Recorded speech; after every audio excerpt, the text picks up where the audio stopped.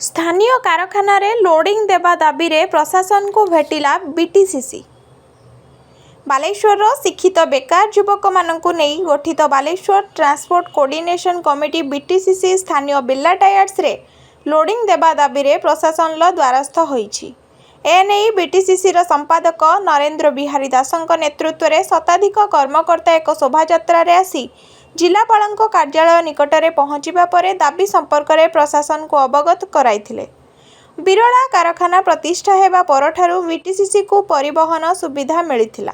फल बहु युवक एही संस्थारे ट्रक लगाई रोजगारक्षम होई परिथिले। तेबे 2 वर्ष हेबो स्थानीय ट्रक मालिक मानकु लोडिंग देवा क्षेत्र में अग्राधिकार देवा परिवर्ते बाहर राज्यर ट्रक को परिवहन पाई नियुक्ति दिया जाउथिबा नै बीटीसीसी अभियोग करिछि। फल स्थानीय अंचलर युवक माने ट्रक को छिड़ा करी रखिछंती। तेणु ए दिगरे प्रशासन पक्षर दृष्टि देबाकू दाबी होईछि। 1 सप्ताह मध्यरे दाबी पूरण न हेले सपरिवार आंदोलन को उल्हाइबे बोली बीटीसीसी पक्षर चेतावनी दिया जाइछि।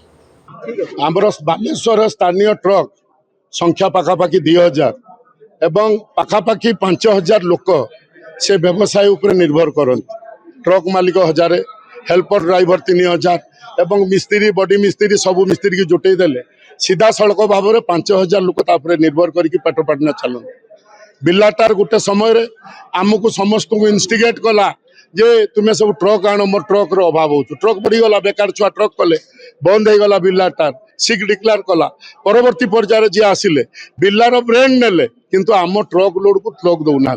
आमे बारंबार तांको पाखरे फेराब देइछु, बिल्ला अथॉरिटी पाखरे देइछु, जिला प्रशासनिक अधिकारी को कहिछु जे सर आम दुख बुझंतु।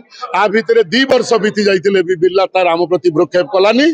किछि दलाल को नहीं कि पैसा आकार से प्रदान करी हमको धमक चमक दब, पुलिस रो धमक, प्रशासन रो धमक देके हमको चुप करबा पई प्रयास कर। तेणु आमे आज समस्त संगठित होइकि आज आस्तिलु माननीय मुख्यमंत्री को जिलापाल जरिया गोटे दाबी पत्र देलु एवं एबे जिबु ए बालेश्वर एसपी बालेश्वर डीआईजी की दाबी पत्र दबु। 7 दिन रो अल्टीमेटम देइछु।